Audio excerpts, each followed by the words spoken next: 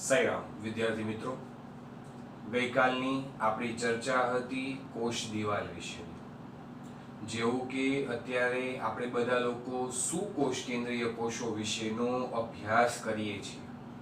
સુકોષ કેન્દ્રીય કોષ કોને કહેવાય એનાથી હવે આપણે બધા લોકો પરિચિત છીએ। એવું કોષ કે જેની અંદર સુવિકસિત પ્રકારનું કોષ કેન્દ્ર આવેલું હોય। સુવિકસિત પ્રકારનું કોષ કેન્દ્ર એને કહેવાય કે જેના ઉપર ચોક્કસ પ્રકારનું ઘટ પટલમય આવરણ એટલે કે કોષ કેન્દ્ર પટલ આવેલું હોય। તો આવું કોષ કેન્દ્ર પટલ ધરાવતું કોષ કેન્દ્ર અને એવું કોષ કેન્દ્ર જે કોષમાં હોય એને સુકોષ કેન્દ્રીય કોષ તરીકે ઓળખવામાં આવે છે। પ્રોટિસ્ટા છે, વનસ્પતિ કોષ છે, પ્રાણી કોષ છે, ફૂગ છે વગેરે સુકોષ કેન્દ્રીય કોષોના ઉત્કૃષ્ટ ઉદાહરણો છે। બરાબર। હવે ઈ સુકોષ કેન્દ્રીય કોષોની ચર્ચા આપણે લોકોએ અત્યારે ચાલુ છે। એમાં આપણી અગાઉના 2 થી 3 લેક્ચર્સ દરમિયાન આપણે લોકોએ ચર્ચા કરી કોષરસ પટલ વિશેની। બરાબર। કોષરસ પટલ સુકોષ કેન્દ્રીય કોષમાં શું કાર્ય કરે છે, શું બંધારણ છે, કોણે એને સૌપ્રથમ ડિસ્કવર કર્યું, કઈ સાલમાં, શું એનું નામ છે, ફ્લુઇડ મોઝેક મોડેલ શબ્દ વિશેની ચર્ચા આપણે 2 દિવસ ચાલી। બરાબર। તો કોષરસ પટલ વિશેની ચર્ચા આપણે ગઈકાલના લેક્ચર દરમિયાન પૂરી કરી હતી અને ગઈકાલના લેક્ચરમાં ફરી પાછો આપણે લોકોએ એક નવો ટોપિક સ્ટાર્ટ કર્યો હતો। એ હતું કોષ દિવાલ। જેવું કે તમને બધા લોકોને ખ્યાલ છે, મેં તમને ઉદાહરણ પણ લખી દીધા હતા કે એવા કયા સુકોષ કેન્દ્રીય કોષો છે કે જેમાં કોષ દિવાલની હાજરી છે। તો આપણે બધા લોકોને ખ્યાલ છે કે ભાઈ ફૂગ આવે, લીલ આવશે અને વાનસ્પતિક કોષ આવશે। તો આ એવા સજીવો છે ફૂગ, લીલ અને વાનસ્પતિક કોષ કે જેઓમાં કોષ દિવાલની હાજરી કોષરસ પટલની ઉપરની તરફ આવેલી હોય છે અથવા તો થયેલી હોય છે। કોષ દિવાલ કુદરતી રીતે ઉદ્વિકસિત સ્વરૂપમાં જ, બરાબર, ઉત્ક્રાંતિવાદના નિયમ અનુસાર એમાં કુદરતી રીતે ફૂગના કોષ ઉપર, લીલના કોષ ઉપર અને વાનસ્પતિક કોષ ઉપર આપણને જોવા મળે છે। કોષ દિવાલના વિવિધ કાર્યો વિશેની પણ ચર્ચા કરી આપણે લોકોએ। ભલે કોષ દિવાલ મૃત છે પરંતુ એના પણ ઉત્કૃષ્ટ પ્રકારના કાર્યો છે, ઉત્તમ ઉદાહરણો છે કે ભાઈ યાંત્રિક નુકસાનીથી એ કોષને બચાવે છે। ત્યારબાદ ચોક્કસ પ્રકારના એવા કોઈ પણ ચેપી કારક હોય તો એની સામેથી રક્ષણ પ્રદાન કરે છે। કોષની મૂળભૂત રચના, કોષનો મૂળભૂત આકાર એને જાળવી રાખવા માટે મદદરૂપ થાય છે। નજીકના કોષો વચ્ચેનો સંપર્ક બનાવી રાખવા માટે પણ આ કોષ દિવાલ છે એ અનુકૂલિત છે, મદદરૂપ થાય છે। તો વનસ્પતિ કોષની વાત કરીએ, લીલના કોષની વાત કરીએ કે ફૂગના કોષ વિશે વાત કરીએ, પરંતુ એની જે કોષ દિવાલ છે એ આ 4 થી 5 જેટલા અલગ અલગ મૂળભૂત કાર્યો કરવા સાથે સંકળાયેલી છે। ફરી પાછો આપણે લોકોએ ચર્ચા કરી હતી કે લીલ છે તો એ લીલના કોષ દિવાલમાં આવેલા એના બંધારણીય ઘટકો કયા કયા હતા, જેમ કે ગેલેક્ટન્સ છે, મેનોસ છે, સેલ્યુલોઝ છે, બરાબર, અને એને બાદ કરતા કેલ્શિયમ કાર્બોનેટ છે કે જે કેલ્શિયમ કાર્બોનેટ એક ચોક્કસ પ્રકારના ખનિજ પોષક તત્વ તરીકે ઉભરી આવે છે, જોવા મળે છે। જ્યારે સેલ્યુલોઝ છે, બરાબર, ગેલેક્ટન્સ છે, મેનોસ છે, આ બધી શર્કરાના ઉદાહરણો છે। વાનસ્પતિ કોષના બંધારણીય ઘટકો વિશે પણ આપણે લોકોએ ચર્ચા કરી હતી કે જેની અંદર મુખ્યત્વે 4 ઘટકો આપણને જોવા મળતા હતા। સેલ્યુલોઝ હતું, હેમિસેલ્યુલોઝ હતું, પેક્ટિન હતું અને પ્રોટીન હતું। તો એમાં સેલ્યુલોઝ, હેમિસેલ્યુલોઝ અને પેક્ટિન કે જે જટિલ પ્રકારની પોલિસેકેરાઇડ, જટિલ પ્રકારના કાર્બોદિતના ઉદાહરણ હતા, એને બાદ કરતા પ્રોટીનની હાજરી જોવા મળે છે। કોઈ પણ વાનસ્પતિક કોષ જ્યારે તરુણાવસ્થામાં હશે તો એ તરુણાવસ્થામાં એના ઉપર આવેલી કોષ દિવાલ જે છે એ કોષ દિવાલ એકદમ આદિ, એકદમ પ્રાથમિક, એકદમ પાતળ પ્રકારની, જે સુવિકસિત એટલી બધી નહીં હોય, બરાબર, અને જીવંત સ્થિતિમાં એમ કહી શકાય, બરાબર, એ પ્રકારની કોષ દિવાલ કે જેને પ્રાથમિક કોષ દિવાલ તરીકે ઓળખવામાં આવે છે એ જોવા મળે છે। ઈ જ તરુણ કોષ જ્યારે પરિપક્વતાને આરે પહોંચે ત્યાં સુધીમાં એનું રૂપાંતરણ અંદરની તરફ અન્ય એક કોષ દિવાલમાં થઈ જાય છે કે જેને દ્વિતીયક કોષ દિવાલ તરીકે ઓળખવામાં આવે છે। એ દ્વિતીયક કોષ દિવાલ છે એનું જ આગળ જતા રૂપાંતરણ એક ચોક્કસ પ્રકારના પટલમાં થાય છે જેને મધ્ય પટલ તરીકે ઓળખવામાં આવે છે। આવું આ મધ્ય પટલ છે એ કેલ્શિયમ પેક્ટેટ રૂપી ખનિજ પોષક તત્વનું બનેલું હતું। એના વિશેની પણ ચર્ચા મેં તમને લોકોને ગઈકાલે કરી હતી। મધ્યપટલ છે શું છે એકચ્યુઅલમાં? તો મધ્યપટલ એક એવી રચના છે કે જે બહારની તરફ કોષ દિવાલ અને અંદરની તરફ કોષરસ સ્તર અથવા તો કોષરસ પટલ, તો એ કોષ દિવાલ અને કોષરસ પટલની વચ્ચે આવેલું આ એક સ્તર કે જેને મધ્યપટલ તરીકે ઓળખવામાં આવે છે કે જે કેલ્શિયમ પેક્ટેટનું બનેલું છે.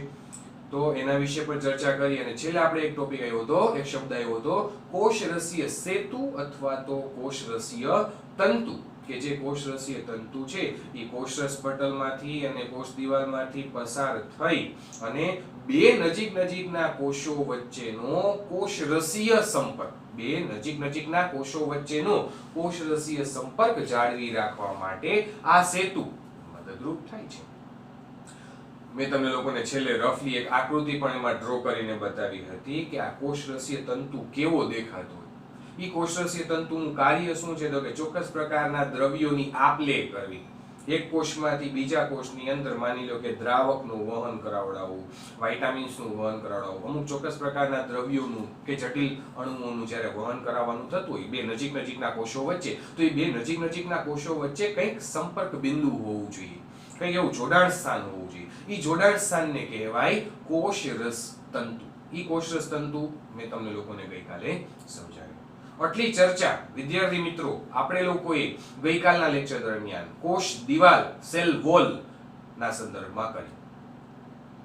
ફરી પાછું આજે આપણે લોકોએ સુકોષ કેન્દ્રીય કોષમાં જોવા મળતી એવી ચોક્કસ પ્રકારની અંતઃ પટલમય રચના તરીકે નવી અંગિકાનો આજે આપણે લોકોએ અભ્યાસ કરવાનો છે. ખાસ એકદમ સરસ રીતે એકચિત્ત થઈ અને ફૂલ્લી કોન્સન્ટ્રેશન રાખી અને સાંભળજો, સમજવાનો પ્રયાસ કરજો. બહુ જ મજા આવે એવો ટોપિક છે. ટોપિકનું નામ છે અંતઃકોષરસ જાળ, ઇંગ્લિશમાં કહેવાય એને એન્ડોપ્લાઝમિક રેટિક્યુલમ. અંતઃકોષરસ જાળ શબ્દથી વિદ્યાર્થી મિત્રો તમે બધા લોકો પરિચિત છો. અંતઃકોષરસ જાળ કોને કહેવાય તમને લોકોને ખ્યાલ છે?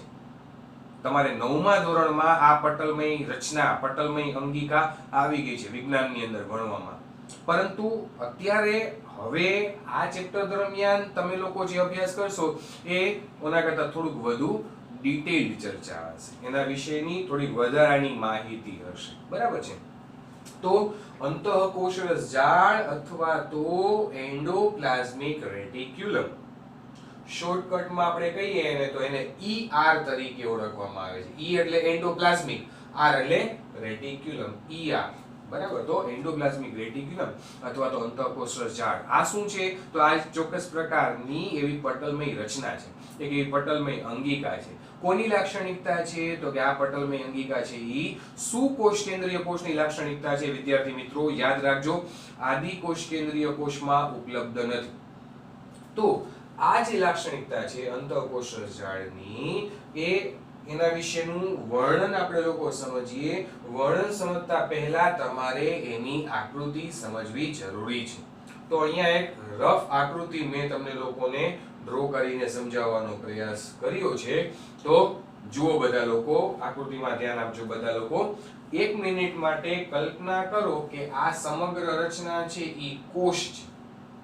અત્યારે જે વચ્ચે મેં આ લાઈન ડ્રો કરેલી છે એ લાઈનની અંદરનો ભાગ આખે આખો આ એક કોષ જ છે, બરાબર? આ એનો કોષરસીય વિસ્તાર અંદરનો, અને આ ભાગ જે મેં સર્કલ કરીને અહીંયા રાઉન્ડ કરીને ડ્રો કરેલો છે એ છે કોષ કેન્દ્ર. અંદરનો જે ડોટેડ ભાગ છે એ કોષ કેન્દ્ર, અને એની ફરતે આવેલી જે આ રચના છે જેને આપણે બધા લોકોને ખ્યાલ જ છે કે કોષ કેન્દ્રની ફરતે આવેલું આવું જે પટલ છે કે જેને કોષ કેન્દ્ર પટલ તરીકે ઓળખવામાં આવે છે. હવે એક અગત્યની ચર્ચા વિદ્યાર્થી મિત્રો, આ શબ્દ આવ્યો છે એટલા માટે તમને લોકોને કહી દઉં.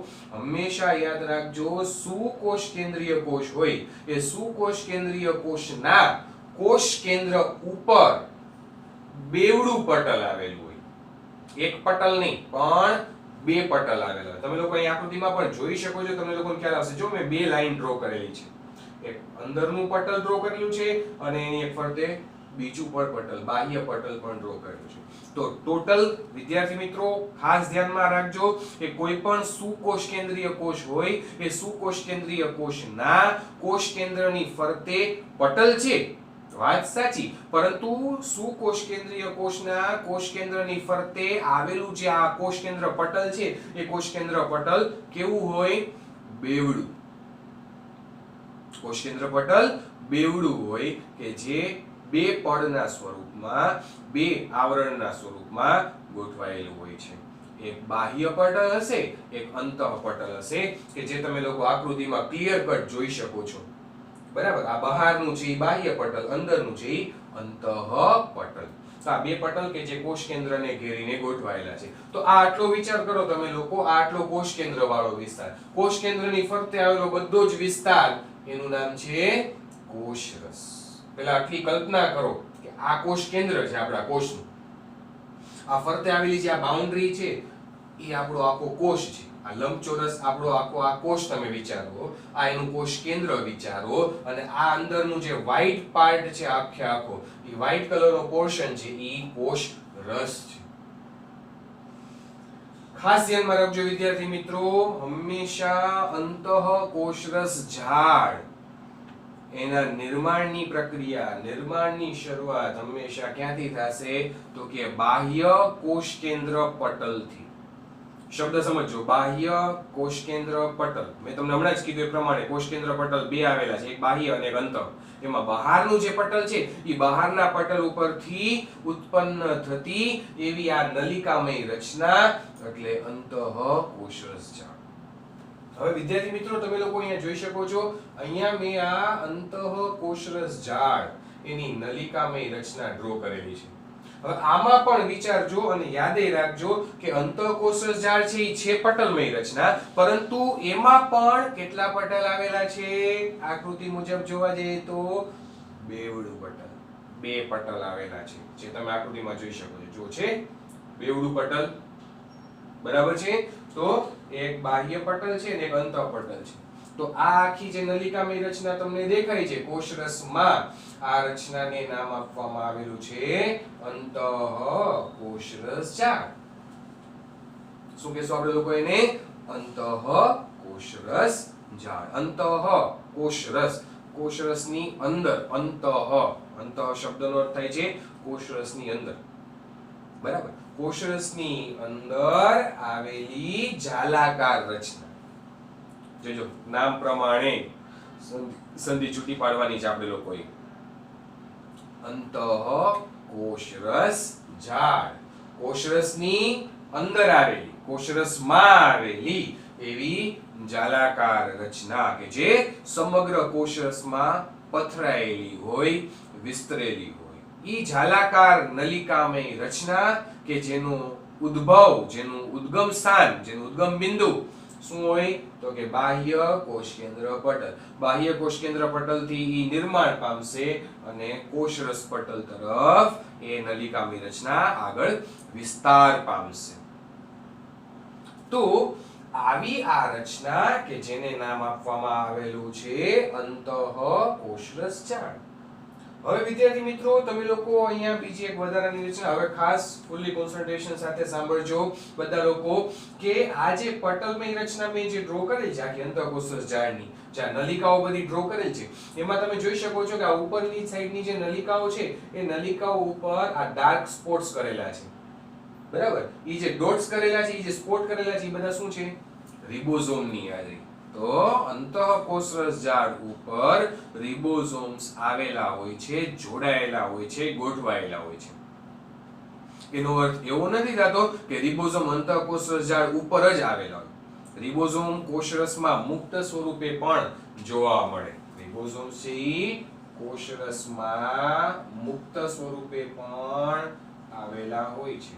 પરંતુ આપણે અત્યારે ચર્ચા કોષરસની નથી કરતા, આપણે લોકો અત્યારે ચર્ચા કરીએ છીએ અંતઃ કોષરસ ઝાડની કરીએ છીએ. એટલા માટે અહીંયા અંતઃ કોષરસ ઝાડની જે આ પટલમય રચના છે, અંતઃ કોષરસ ઝાડની જે આ બેવડી પટલમય રચના છે, એ બેવડી પટલમય રચના ઉપર તમે લોકો જોઈ શકો છો કે નિયત અંતરે રિબોઝોમની હાજરી જોવા મળે છે. અને જે અંતઃ કોષરસ ઝાડ ઉપર નિયત અંતરે કણિકા સ્વરૂપે આ જે રિબોઝોમ આવેલા હોય એવી અંતઃ કોષરસ ઝાડને કણિકામય અંતઃ કોષરસ ઝાડ કહેવાય. સમજો, આકૃતિ જુઓ એટલે તમને લોકોને ખ્યાલ આવે કે સર શું સમજાવવા માંગે છે, એટલા માટે જ મારે તમને અહીંયા આકૃતિ સમજાવવી પડી, જેના થકી તમને એક્ઝેક્ટલી ઓડિયો અને વિડિયો બે વસ્તુ સામે હોય તો તમને સમજવામાં સહેલાઈ રહે. અહીંયા મેં એક કોષ કેન્દ્ર ડ્રો કર્યું છે. તમારે કલ્પના શું કરવાની છે, આ એક લંબચોરસ વાનસ્પતિક કોષ છે, એમાં અહીંયા કોષ કેન્દ્ર છે. કોષ કેન્દ્ર ઉપર બેવડું પટલ આવેલું છે, અંતઃપટલ અને બાહ્ય પટલ. એમાં જે બાહ્ય પટલ છે, બાહ્ય પટલ ઉપરથી આ બેવડી પટલમય રચના નિર્માણ પામતી જોવા મળે છે. એ નિર્માણ પામતી કઈ દિશામાં જશે, તો કે કોષરસમાં પથરાશે. કોષરસની અંદર પથરાય અને કઈ દિશામાં જશે, તો કે કોષરસ પટલ સુધી, ત્યાં સુધી એનું વિસ્તરણ થશે, પછી ત્યાંથી એનું વિસ્તરણ અટકી જશે. હવે આ જે બેવડી પટલમય રચના જોવો છો તમે લોકો, એ બેવડી પટલમય રચના ઉપર નિયત અંતરે રિબોઝોમ્સની હાજરી જોવા મળે છે. તો આવી આ પટલમય રચના કે જેના ઉપર રિબોઝોમ્સ નાની નાની કણિકાના સ્વરૂપમાં ગોઠવાયેલા હોય, આવેલા હોય, તો એ પટલમય રચનાને અથવા તો એવી નલિકામય રચનાને કણિકામય અંતઃકોષરસ જાળ તરીકે ઓળખવામાં આવે છે. અને એનાથી ઉલટું જે નલિકામય રચના અથવા તો પટલમય રચના ઉપર રિબોઝોમ્સની હાજરી નથી, જુઓ આ રચના મેં ડ્રો કરી, અહીંયા ક્યાંય કરતા ક્યાંય રિબોઝોમ મેં નથી ડ્રો કર્યા. આ રચના મેં ડ્રો કરી, આમાં રિબોઝોમ્સનો ઉલ્લેખ નથી, તો અહીંયા રિબોઝોમ્સ આવેલા નથી, તો આ રચના જે છે એમાં રિબોઝોમ્સ ગેરહાજર છે, એટલા માટે આપણે લોકો આને બોલશું કણિકા વિહીન અંતઃકોષરસ જાળ. કણિકા વિહીન, કણિકાઓ નથી, કણિકા એટલે રિબોઝોમ. રિબોઝોમ ન હોય તો કણિકા વિહીન, જો રિબોઝોમ હોય તો કણિકામય. એટલે રિબોઝોમની હાજરી હશે એવી રચનાને આપણે લોકો કણિકામય અથવા તો ખરબચડી સપાટી કહેશું, કારણ કે રિબોઝોમ રૂપી કણિકા છે એ આવેલી છે. અને જેમાં આ રિબોઝોમ રૂપી કણિકા ગેરહાજર છે એ રચનાને આપણે લીસી સપાટી કહેશું. લીસી એટલા માટે કીધી છે કારણ કે કણિકાઓ નથી, રિબોઝોમ્સ ગેરહાજર છે. તો જે રચનાઓ લીસી છે એ બધી કણિકા વિહીન અને જે ખરબચડી છે એ બધી કણિકામય. એટલે તમારે મેં તમને 2 થી 3 અલગ અલગ રીતે સમજાવ્યું. એક કણિકામય, બીજું કણિકા વિહીન. કણિકામય એટલે રિબોઝોમની હાજરી, કણિકા વિહીન એટલે રિબોઝોમની ગેરહાજરી. કણિકામય રિબોઝોમની હાજરી હોય તો સપાટી ખરબચડી, કણિકા વિહીન રિબોઝોમની ગેરહાજરી હોય તો સપાટી લીસી. એટલે સપાટીના સંદર્ભમાં યાદ રાખીએ તો આ ખરબચડી સપાટી, આ લીસી સપાટી.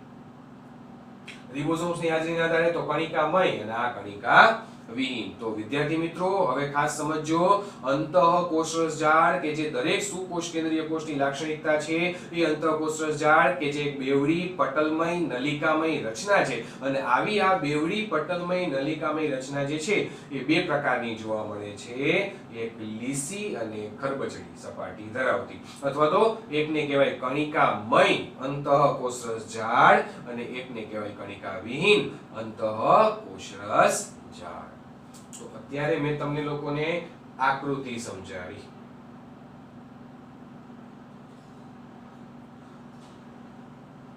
હવે આના આધારે આટલી વસ્તુ જો તમને લોકોને સમજાઈ ગઈ હોય, બરાબર, મેં એક વસ્તુ આ ટોપિક તમને પાછો રિપીટ પણ કરી દીધો છે, બરાબર. આના આધારે હવે આપણે આનું વર્ણન સમજીએ. જે મેં તમને અત્યારે ભણાવ્યું, બરાબર, જે મેં તમને અત્યારે સમજાવ્યું એ જ વસ્તુ હવે આપણે વર્ણનના સંદર્ભમાં સમજીએ. તો ખાસ ધ્યાન રાખીને ફરી પાછો સમજવાનો પ્રયાસ કરીએ. અંતઃકોષરસ જાળ અથવા તો એન્ડોપ્લાઝમિક રેટિક્યુલમ કે જેને ER તરીકે ઓળખવામાં આવે છે, સુકોષ કેન્દ્રી કોષના સમગ્ર કોષરસમાં પથરાયેલ. જો સુકોષ કેન્દ્રી કોષ અને એના સમગ્ર કોષરસ, આખો કોષરસનો જ વિસ્તાર તમે જોઈ શકો છો કે કેટલી સરસ રીતે, જેમ કે ઓલી શાખાઓ પથરાયેલી હોય અથવા તો મૂળિયાઓ પથરાયેલા હોય, તેવી જ રીતે આ રચના એટલે કે અંતઃકોષરસ જાળ પથરાયેલી જોવા મળે છે. તો સુકોષ કેન્દ્રી કોષના સમગ્ર કોષરસમાં પથરાયેલ નલિકામય રચના, જોયું, નલિકામય રચના. આ પેલી નલિકા, આ બીજી નલિકા, આ ત્રીજી નલિકા, એવી જ રીતે આ એક, આ બે, આ ત્રણ, બરાબર. એટલે આ આખી એક નલિકા થઈ, આ આખી એક બીજી નલિકા થઈ, આ આખી એક ત્રીજી નલિકા થઈ. તો આવી આ નલિકામય રચના એટલે અંતઃકોષરસ જાળ અથવા તો ER એન્ડોપ્લાઝમિક રેટિક્યુલમ. યાદ રાખશો, શરૂઆત ક્યાંથી થાય, બને ક્યાંથી, તમને પૂછી શકે એક્ઝામમાં આ ક્વેશ્ચન. તો બાહ્ય કોષકેન્દ્રીય પટલ, ભૂલતા નહીં.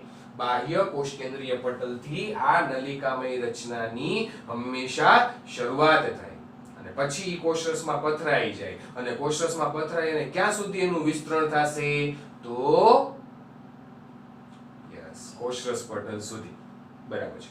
જુઓ હવે આગળ, અંતઃકોષરસ ઝાડ અથવા તો ER એ અંતઃકોશીય અવકાશને, અંતઃકોશીય શબ્દનો અર્થ શું થાય વિદ્યાર્થી મિત્રો, તમે બે શબ્દ તમારે ભણવામાં આવી ગયા છે, એક અંતઃકોશીય અને એક આંતરકોશીય. ફરીવાર જે શબ્દ બોલું છું, અંતઃકોશીય અને આંતરકોશીય. કોઈ વિચારી શકે આ બંને શબ્દ વચ્ચે શું ભેદ છે? વિચારો. અંતઃકોશીય અને આંતરકોશીય બે શબ્દ અલગ અલગ છે. બંને શબ્દોમાં જમીન આસમાનનો તફાવત છે, સેમ નથી. તો અંતઃકોશીય કોને કહેવાય? અંતઃકોશીય એટલે કોષની અંદર, એને કહેવાય અંતઃકોશીય. ઇંગ્લિશમાં એને કહેવાય ઇન્ટ્રાસેલ્યુલર. ઇંગ્લિશ વર્ડ યાદ ન રહે કાંઈ વાંધો નહીં, પણ ગુજરાતીમાં અંતઃકોશીય એટલે કોષની અંદર અને આંતરકોશીય, આંતરકોશીય એટલે બે અલગ અલગ કોષોની વચ્ચે, એને કહેવાય આંતરકોશીય.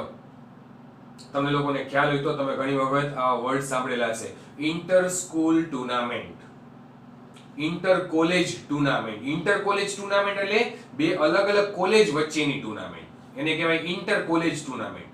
અને ઇન્ટ્રા કોલેજ અથવા ઇન્ટ્રા સ્કૂલ, ઇન્ટ્રા સ્કૂલ એટલે એક જ સ્કૂલ, એક સ્કૂલના વિદ્યાર્થીઓ વચ્ચે રમાતી ટુર્નામેન્ટ, એટલે એને કહેવાય ઇન્ટ્રા સ્કૂલ એટલે કે અંતઃ.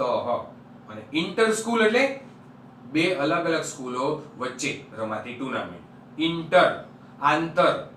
તો એ જ રીતે કોષના સંદર્ભમાં સમજીએ તો અંતઃકોશીય એટલે એક જ કોષની અંદરની રચના વિશે સમજાવવા માંગે છે. અને ઇન્ટર અથવા તો આંતરકોશીય, આંતરકોશીય શબ્દનો અર્થ થાય બે કોષો વચ્ચેનો અવકાશ, બે કોષો વચ્ચેનો જગ્યા અને એની વચ્ચે થતી પ્રક્રિયા એટલે આંતરકોશીય પ્રક્રિયા કહેવાય. દાખલા તરીકે ગઈકાલે આપણે ચર્ચા કરી કે કોષરસીય તંતુ છે, તો કોષરસીય તંતુ ક્યાં હતો? તો કોષરસીય તંતુ આંતરકોશીય અવકાશમાં હતો. બે કોષો વચ્ચેનો જે અવકાશ હતો એમાં આપણે કોષરસીય તંતુ ડ્રો કરેલો હતો. તો એના આધારે તમને થોડું મગજમાં ક્લિયર થશે. એટલે બે શબ્દ છે, અંતઃકોશીય અને આંતરકોશીય. અત્યારે અહીંયા શબ્દ આવ્યો છે અંતઃકોશીય, એટલે એક જ કોષની વાત કરે છે, કોષની અંદર. તો ER અંતઃકોશીય અવકાશ, એક જ કોષની અંદરનો જે સમગ્ર અવકાશ છે એને બે ભાગમાં વિભાજિત કરે છે. પહેલો ભાગ એટલે કે પટલમય વિસ્તાર. આ જે આખો પટલમય વિસ્તાર તમારી સમક્ષ છે, આ આખો પટલમય વિસ્તાર, બરાબર, એ પટલમય વિસ્તાર એટલે કે ER ની અંદરનો ભાગ, ER ની અંદરનો ભાગ એટલે આ જે ખાલી જગ્યા તમે જુઓ છો ને, બરાબર. બીજી રીતે સમજાવું તો જોજો, હું જ્યાં ડોટ્સ ડ્રો કરું છું ને એ ભાગ, આ વિસ્તાર. રેડી? ખ્યાલ આવ્યો બધા લોકોને? જો આ પ્રદેશ, જે આખો ડોટેડ પ્રદેશ અત્યારે મેં હાઇલાઇટ કર્યો ને, ડ્રો કર્યો ને, આ પટલમય વિસ્તાર થઈ ગયો. પટલમય વિસ્તાર એટલે પટલની અંદરનો વિસ્તાર. પટલની અંદરનો વિસ્તાર એટલે ક્યાં પટલની અંદરનો, કોના પટલની અંદરનો વિસ્તાર? અંતઃકોષરસ ઝાડના પટલનો વિસ્તાર એટલે કે ER ની અંદરનો પ્રદેશ, ઈ પટલમય વિસ્તાર કહેવાય. તો એક ઈ વિસ્તાર અલગ પડી ગયો ને બીજો કયો? બાહ્ય પટલમય એટલે કે પટલની બહારનો ભાગ એટલે કે કોષરસીય વિસ્તાર. તો આખું કોષરસ છે, ઈ કોષરસને વચ્ચેનું જે આ પટલ છે, ઈ પટલ બે ભાગમાં ડિવાઈડ કરી નાખે છે. એક પટલની અંદરનો ભાગ, ER ની અંદરનો ભાગ એટલે કે પટલમય વિસ્તાર, અને એક પટલની બહારનો ભાગ એટલે કે બાહ્ય પટલમય વિસ્તાર. તો આવું સમગ્ર કોષરસની અંદર એ બે ભાગને ડિવાઈડ કોણ કરે છે? તો કે અંતઃકોષરસ ઝાડનું જે આ પટલ આવેલું છે ને, ઈ પટલ. મેં તમને લોકોને અહીંયા ડ્રો કરીને સમજાવ્યું કે પહેલો વિસ્તાર જે છે ઈ પટલમય વિસ્તાર. પટલમય વિસ્તાર એટલે એન્ડોપ્લાઝમિક રેટિક્યુલમની અંદરનો પ્રદેશ અથવા તો અંદરનો વિસ્તાર, અંતઃકોષરસ ઝાડની અંદરનો વિસ્તાર જે આ ડોટેડ છે તે. અને એના સિવાયનો બધો ફરતે આવેલો વિસ્તાર એટલે બાહ્ય પટલમય વિસ્તાર અથવા તો કોષરસીય વિસ્તાર. આશા રાખું છું કે તમને લોકોને સમજાતું હશે. તેમ છતાં પણ ઇન કેસ ડાઉટફુલ લાગે અને ન સમજાય તો તમે લોકો જેમ દર વખતે પૂછી લ્યો છો એમ આ વખતે પણ પૂછી શકો છો. ફરી પાછું આગળ નેક્સ્ટ, જે અંતઃકોષરસ જાળ ઉપર રિબોઝોમ્સ હાજર હોય, સમજો જે ER ઉપર રિબોઝોમ્સ હાજર હોય તેને કણિકામય અંતઃકોષરસ જાળ. સમજાયું મેં તમને લોકોને? આ કણિકામય અંતઃકોષરસ જાળ કે જેના ઉપર કણિકાઓની હાજરી છે. કણિકાઓની હાજરી એટલે શું? રિબોઝોમની હાજરી. તો એવા કણિકામય અંતઃકોષરસ જાળ, એવા અંતઃકોષરસ જાળને કણિકામય અંતઃકોષરસ જાળ અથવા તો RER, R એટલે રફ, રફ એટલે ખરબચડી સપાટી. RER, R એટલે રફ, ER એટલે તો તમને બધા લોકોને ખ્યાલ જ છે, રફ એન્ડોપ્લાઝમિક રેટિક્યુલમ. કણિકામય અંતઃકોષરસ જાળ, ખરબચડી સપાટી ધરાવતી એવી અંતઃકોષરસ જાળ. અને એની સપાટી ખરબચડી શું કામ છે? તો કે રિબોઝોમની હાજરી છે એટલા માટે. તો આવા રિબોઝોમ જે નલિકામય રચનાની સપાટી ઉપર આવેલા હોય એ સપાટી ખરબચડી કહેવાય.